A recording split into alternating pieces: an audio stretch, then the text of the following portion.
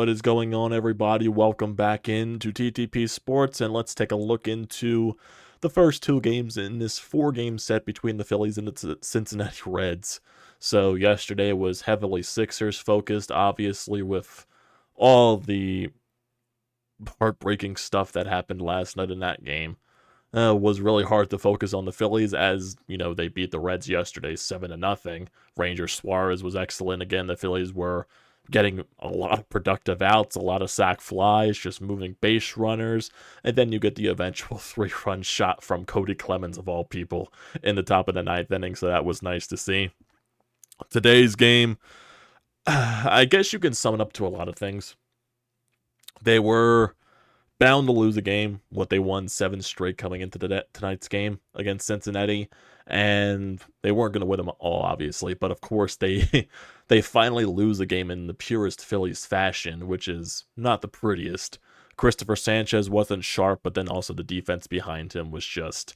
They costed him a lot in tonight's game. Just, situations where you should have got out of the inning. Trey Turner makes a throw over the first base where Alec Boehm just can't scoop the ball up, and then it goes into the dugout, which allows a couple of runs to score. Just defense overall just was not pretty in today's game. There was also a scare with Johan Rojas. Thankfully, he stayed in the game.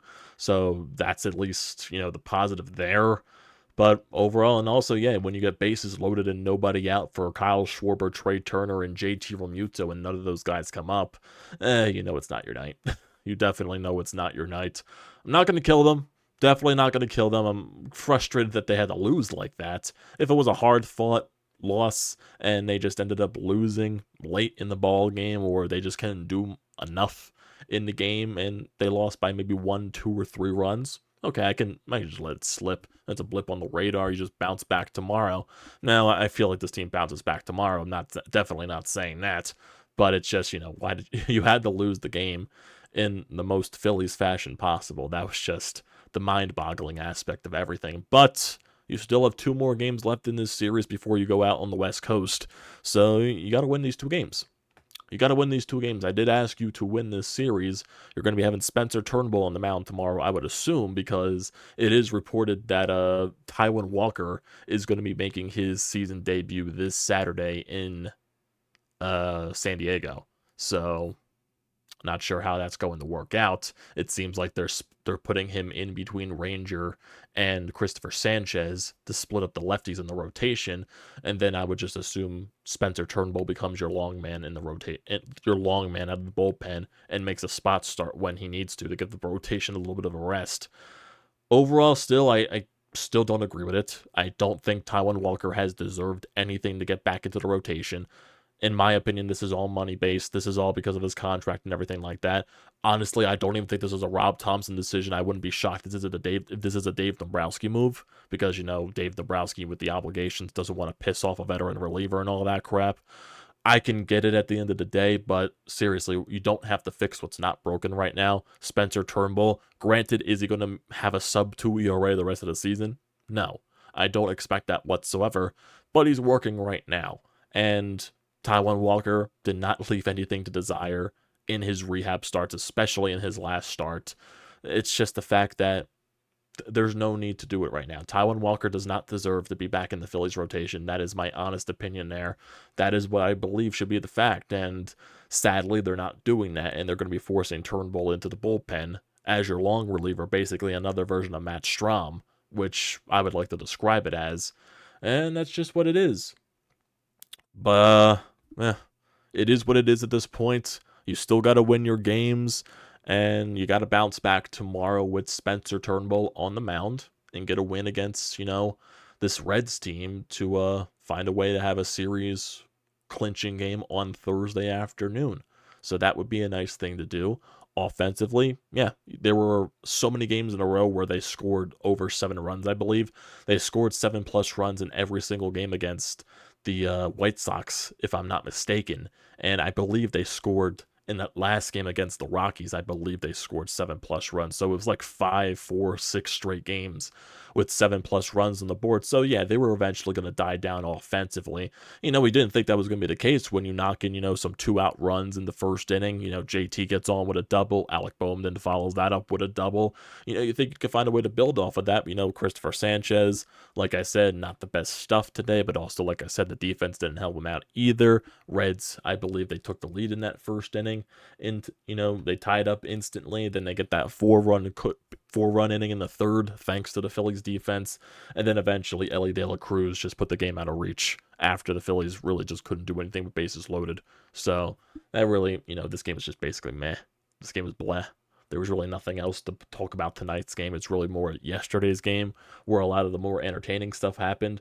But if you just look at, tonight's game in general, Christopher Sanchez only lasted 3 innings, so that showed you how bad his night was. He only allowed 1 earned run. 4 of those were unearned because of the Phillies defense. 4 hits, 5 runs, 1 of those earned. 3 walks, 3 strikeouts on 74 pitches. Junior Marte comes in to pitch 2 innings, allows 4 hits, 2 earned runs, which was the Elly De La Cruz solo 2-run shot.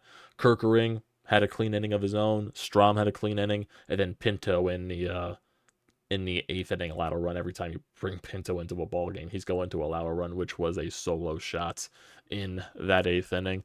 And yeah, basically the Phillies offense couldn't do anything from there after, a lot of walks, especially when you get bases loaded, when Sosa walks, when Pache walks, when Rojas walks, all at no outs, by the way. And that's one of the best things you can ask for if you're the top of the lineup, and the top of the lineup does not come up clutch. That's the sad thing there. That is the sad thing there. You don't want to see that from the top of the lineup. Looking at the lineup, they were very quiet today, only 5 hits. Kyle Schwarber 0 for 4 with 3 strikeouts. Trey Turner 0 for 4 with 2 strikeouts, so his hitting streak comes to an end. JT Realmuto 1 for 4. Alec Bohm 2 for 4. His bat has been red hot as of late. I believe his OPS is around a little over 900. His average is above 300, so he's definitely been on a heater. So that's nice to see. Nick Castellanos 0 for 4. Whit Merrifield 1 for 4. Christian Pache over 3 with a walk. Sosa over 2 with a walk. And I believe he got on or something like that. He's over 2 with a walk, basically. And then Johan Rojas, 1 for 3 with a walk and a single. And that's basically it for this game. Not much. You scored in the first inning. Your defense caused you a lot of trouble. And that was basically it. So, let's look at Game 1. Game 1 was the more exciting one. Win that 7-0. Bunch of productive outs, sac flies, RBI groundouts, moving base runners. Always nice to see there. And you got yourself a nice victory, and Rangers Suarez continues his scoreless streak, he's just absolutely dealing right now. He is absolute dynamite on the mound. Electric, I'll even say. 7 innings, 2 hits, 1 walk, and 5 strikeouts for Ranger. Only 88 pitches. I would have liked to see him go into the 8th inning, but I can understand Rob Thompson. Okay, he's not going to go that deep, 2 games in a row. You're not going to burn out the guy's arm like that. So I can understand that from Rob Thompson's perspective. And you also need to get some bullpen guys some work because, granted, the starting pitching has been going a lot deeper in the games, granted, due to the competition that you are playing. So you've been seeing a lot more 7-inning ball games, a lot more 8-inning ball games. So your bullpen eventually is going to need some work, and that's what Rob Thompson elected to do. Gregory Soto was very sharp, 2 strikeouts there on 11 pitches, and Jeff Hoffman with 2 strikeouts on 12 pitches in his 9th inning of work.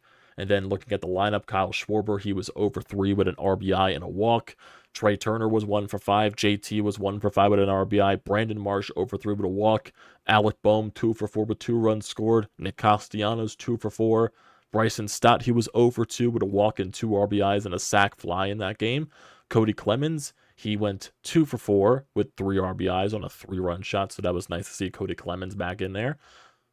Could be a very good bench piece. I'm not sure how long that's going to last because, Bryce Harper's on paternity leave. Congratulations on the sex. Congratulations on your newborn child there, Bryce. But he's eventually going to get himself back into the lineup. I'm not sure if he's going to be back into the lineup in this series. Maybe when he gets to San Diego or something like that. We're just going to have to wait and see there. But Cody Clemens was nice as a call-up. So I do believe he's a solid bench piece. I do believe that because he did come up clutch for you in certain aspects last season. I believe he deserved a shot on the bench, but what's going to happen? He might get sent down when Bryce comes back. But who knows if he keeps proving himself? Maybe that'll force Dave Dombrowski's hand to do something else. But you also have Taijuan Walker coming back, so there's a lot of mixed up stuff there. Johan Rojas, he also had a triple in yesterday's ball game, so that was nice to see for him. He continues to swing a very nice bat. He also had the single in tonight's game. So if he just finds ways to be productive, obviously he made the fantastic catch in center field today. Thankfully, he didn't get injured on that. I'm sure he'll probably have a day off tomorrow just because of that entire situation, but we'll see what Rob does there. But yeah, it was overall yesterday was a really good game. Sadly, no one really paid attention to it, including me, just because of the Sixers game. And sadly, the Phillies were not able to brighten the mood after last night's Sixers heartbreak because they lost in pure Phillies fashion tonight to end the losing streak. But like I said, I'm not gonna harp on it. Bounce back tomorrow. I'll get annoyed if this goes into like extended losing, but win tomorrow. Get into a position to where you can clinch the series on Thursday afternoon with Zack Wheeler on the bump, and you'll be golden. And you'll be going golden for the rest of this road trip, basically. That's what I would like to see. Just pointing that out there. So, like I said, 2 more games left in this series. Just split the first 2. Tomorrow you're going to have Spencer Turnbull on the mound. I believe he's going up against Nick Lodolo. That is another left-hander on the mound. He's been very sharp in his first 2 starts for the Reds this season. Granted, he faced the White Sox, and he's also faced the Los Angeles Angels, so we'll see what happens there. But Lodolo has also given the Phillies some trouble in the past, I believe. In the 2 games that he started against us last year, he struggled a little bit. We struggled a little bit, not he. I thought he was probably very good. And then Spencer Turnbull, most likely this will be his last start in the rotation, depending on what happens there. And then Zack Wheeler will be going on Thursday afternoon. He'll be facing Nick Martinez. He is 0-0 with a 4.76 ERA so far. It looks like he is so far, from what it looks like, he's only started 2 games, and he's appeared in 4 games, only started 2, from the looks of it. He started his first 2 games of the season on the 31st of March and the May 5th, and then he came out of the bullpen the 15th and the 20th, from what it looks like. So it's a mixed bag right there. He has a 4.76 ERA, so gotta find a way to win. Gotta find a way to win. That's basically it there. And then you go into the San Diego series, and then the Angels series, and then you're back home, basically. So this road trip is wrapping up the month of April. So we'll see how everything carries on through there. And if you want to look at the standings, just because why not? So it looks like the Phillies right now, their record is 15-9. Braves are first place in the East. They're 16-6. You're 2 games behind the Braves, and it looks like I believe they're 3 or 4 games in hand on you, just because I believe a lot of other games got postponed, if I'm not mistaken. The Mets, they're 12-10. They've lost 2 in a row, and yeah, both the Braves, the Phillies, and the Mets, they've all were on heaters last week. So the Mets, they lost 2 in a row. The Phillies finally lost theirs, and the Braves, they're currently on a 2-game winning streak. I believe they shut out the Marlins tonight.